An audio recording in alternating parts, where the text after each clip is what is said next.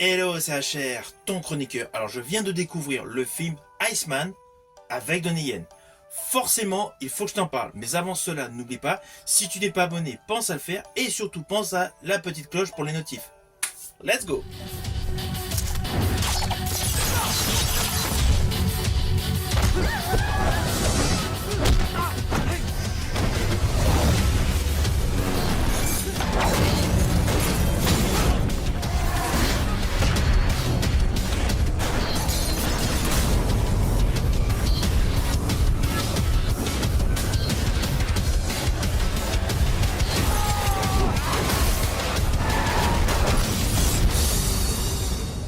Alors ce film, Iceman, est radicalement différent par rapport à l'ensemble de la filmographie de Donnie Yen. C'est un film qui mélange trois grands genres différents, le wuxia, le fantastique et la comédie. Alors sur le fond, cela peut paraître étrange, mais bien évidemment, je vais aller plus dans le détail pour te l'expliquer. En commençant bien évidemment par le pitch de base. Alors le pitch de ce film aux connotations surnaturelles est le suivant. Au temps de la dynastie des Ming, nous avons donc le personnage Ouying, Ouying interprété donc par Donnie Yen, est un guerrier de l'empereur. Celui-ci se retrouve accusé de haute trahison. Apparemment, il aurait comploté avec les Japonais. De ce fait, un combat commence donc en pleine montagne, on est en hiver et en plus dans une région montagneuse, et une avalanche se déclenche. Avalanche qui ravage tout sur son passage. Mais surtout qu'il y a une conséquence importante, c'est que cette avalanche, en fait, le congèle pendant 400 ans, lui et quelques-uns de ses adversaires. Ainsi, 400 ans plus tard, à Hong Kong, le personnage de Donnie Yen et deux de ses adversaires se retrouvent confrontés à la modernité. Alors voilà, c'est le pitch de base de ce film. Alors, je vous dis d'entrée de jeu, dans ce film, il y a de nombreux twists. Mais je dirais que l'atout principal de ce film est justement cette confrontation du guerrier au temps de l'empereur qui se retrouve aujourd'hui dans un monde ultramoderne où se côtoient justement les voitures, les téléphones portables et essentiellement un certain libéralisme au sein de la société. Car justement celui-ci va choquer à plusieurs reprises le personnage interprété donc par Donnie Yen.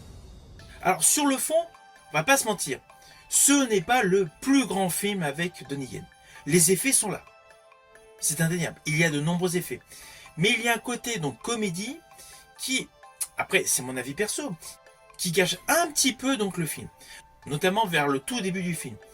Il y a une scène donc, qui se veut cocasse, où le fait qui nous présente donc Donnie Yen en train d'uriner. Voilà, ce petit détail j'aurais peut-être enlevé, c'est comme un autre petit détail plus loin dans le film avec des toilettes qui explosent. Bref, voilà, ce sont quelques petits détails que je n'aurais pas mis en tant que réalisateur. Sinon, le reste du film est parfaitement maîtrisé et parfaitement filmé. La photographie est belle. Ce film a de nombreux plans séquences qui sont d'une beauté visuelle exemplaire.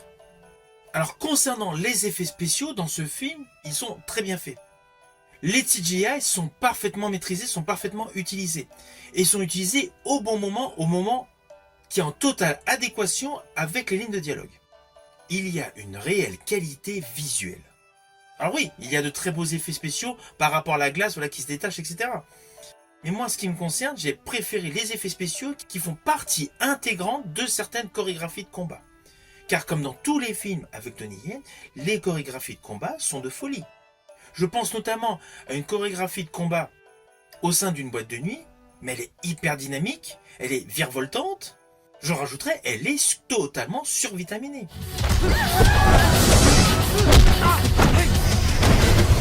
Alors oui, Donnie Yen est un artiste extrêmement flexible. Il a de réelles qualités de gymnaste en plus de celles des arts martiaux. Alors oui, il y a une assistance par câble, mais il y a une réelle fluidité dans ses gestes. Tout comme ses deux principaux adversaires dans ce film. Ce qui confère à leur confrontation à maintes et maintes reprises dans le film, le clou essentiel de ce film. Oui, parce que l'histoire de ce film est assez simpliste. On veut savoir donc qui était vraiment le traître au moment de l'époque de l'Empire Ming. Mais en dehors de cela, il n'y a pas moult arcs narratifs autour des protagonistes principaux. Le film joue essentiellement la carte de l'action et du fantastique. Et les scènes d'action sont légion. Ce film avec Donnie Yen comporte vraiment un paquet de scènes d'action.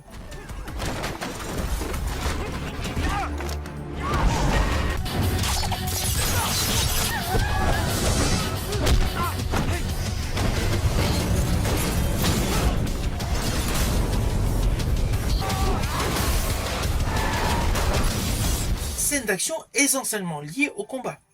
Ah oui, il y a d'autres scènes d'action, je pense notamment à une scène d'action où l'acteur, donc Donnie Yen, monte sur le toit avec une chaise. Scénaristiquement, c'est très simple. Il prend une chaise, il monte sur le toit. Mais en fait, c'est la dextérité, la fluidité de ses mouvements pour monter sur ce toit avec cette chaise pour tout simplement s'installer. Alors cela se situe, on va dire, dans le premier tiers du film. Ou peut-être même un peu moins du premier tiers du film. C'est un élément extrêmement simple. Scénaristiquement, c'est très simple, c'est clair. Mais visuellement, c'est parfaitement orchestré. Et en fait, ce type de scène, dans ce film, vous allez en avoir plusieurs. Et selon moi, cela confère un atout pour regarder ce film. Alors oui, ce film n'a pas eu le succès escompté en Chine, c'est évident. Je pense qu'il a essentiellement été critiqué pour les effets comiques qui sont radicalement différents par rapport au reste de la filmographie de Donnie Yen. Pourtant, il a joué dans quelques comédies. Mais là, les éléments de rigolade, voilà, sont peut-être un petit peu particuliers. Je pense que c'est pour cela que ce film n'a pas forcément rencontré son public en Chine. Ce qui est dommage, car visuellement, techniquement et sur le plan des chorégraphies de combat menées par Donnie Yen, ce film est bon. L'histoire est certes simpliste, ok, mais tous les acteurs, toutes les actrices de ce film y croient. Et honnêtement, leur jeu est correct. Ah oui, évidemment, lorsque vous regardez ce film, il faut se mettre dans la culture donc chinoise. Même si c'est la même époque que nous, il y a des us et coutumes qui sont différentes. Voilà, donc là, on est plus dans l'atmosphère sociétale de la Chine. De ce fait, vous allez retrouver beaucoup d'éléments de la vie courante chinoise. Mais si vous êtes passionné de beaucoup de films asiatiques, forcément, vous allez vous y retrouver. Et vous aurez l'impression de voyager au cœur de Hong Kong. Car tout le côté de la vie sociétale, le monde urbain de Hong Kong, est bien décrit dans ce film. Alors, en ce qui me concerne, une des scènes que j'ai particulièrement préférées dans ce film, c'est une scène de combat qui se déroule sur un pont. Ne vous inquiétez pas, je ne vais pas vous préciser qui exactement sera l'adversaire de Donnie Yen dans ce film. Cette séquence est selon moi la plus belle séquence de ce film.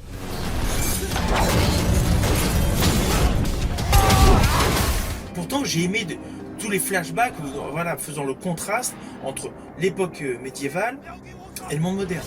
Mais cette séquence sur ce pont à Hong Kong est selon moi la meilleure séquence de ce film. Alors pourquoi me direz-vous?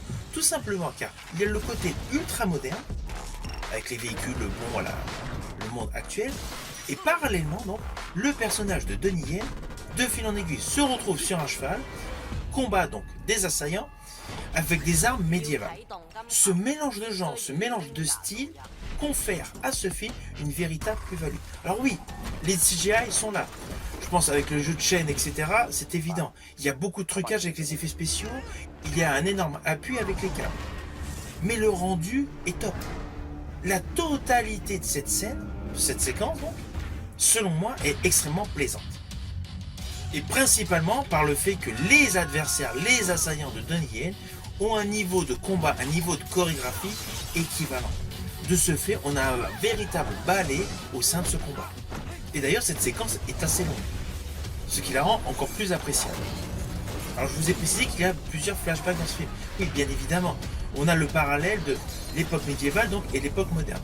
Alors l'autre gros contraste que nous avons donc, par rapport à ces deux timelines principales, c'est que l'époque moderne, on est plus avec une météo, donc avec le soleil où il fait un beau temps, et l'époque médiévale, on est en plein hiver avec de la neige.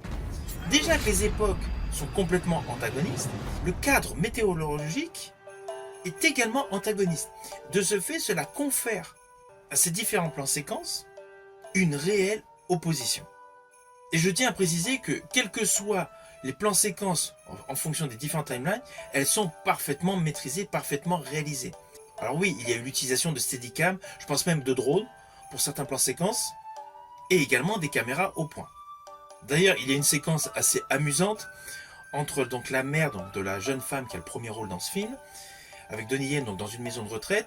Il y a une sorte de gestuelle entre la grand-mère et le personnage interprété par Donnie Yen. Là, pour ce plan séquence, je pense que la caméra au point était là. Tout en étant accompagné par des éléments de zoom, par des caméras beaucoup plus loin. Ce mélange de différents cadrages confère juste à cette petite séquence un effet ultra dynamique. Et justement, ce procédé va se retrouver tout au long de l'histoire. Histoire qui, certes, peut paraître simpliste, mais comporte malgré tout des twists. Il y a pas mal de twists. Et le fait que l'histoire évolue en permanence avec le côté de l'intégration donc de ce guerrier Ming, Ho-Ying, donc interprété par Donnie Yen, au sein d'une société moderne, vous permet d'être tenu en haleine du début jusqu'à la fin. Ah oui, côté visuel, il y a un autre plan séquence que j'ai particulièrement aimé, c'est lorsque Donnie Yen doit rentrer donc dans un commissariat. Il fait quelque chose de particulier avec son visage. L'effet n'est pas de folie, mais franchement, il est bon. Et je rajouterai que ce petit plan séquence nous démontre une facette, un talent inexploité dans d'autres films avec Donnie Yen. Alors bien évidemment, je t'invite à découvrir le making-of après avoir vu le film.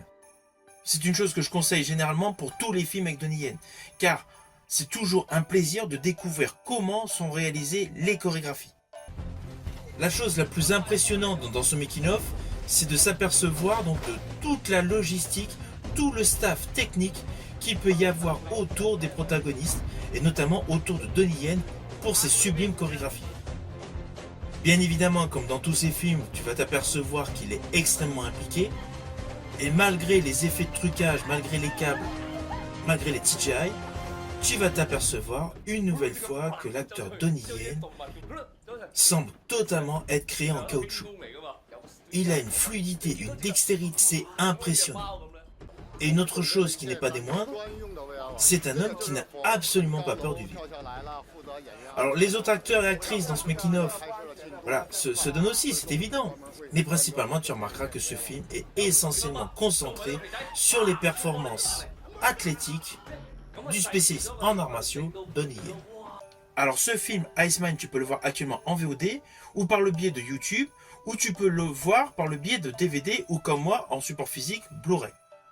Néanmoins, sache que ce film a une suite qui se nomme Iceman The Time Traveler. 可以再次帶我哋穿梭過去未來。我最想知道，到底我由邊度嚟，跟住會去邊度？我究竟係屬於邊度？何英，你唔同我合作係改變唔到歷史嘅。 Suite obligatoire au vu du final de ce film. Bien évidemment, je consacrerai une vidéo sur cette suite.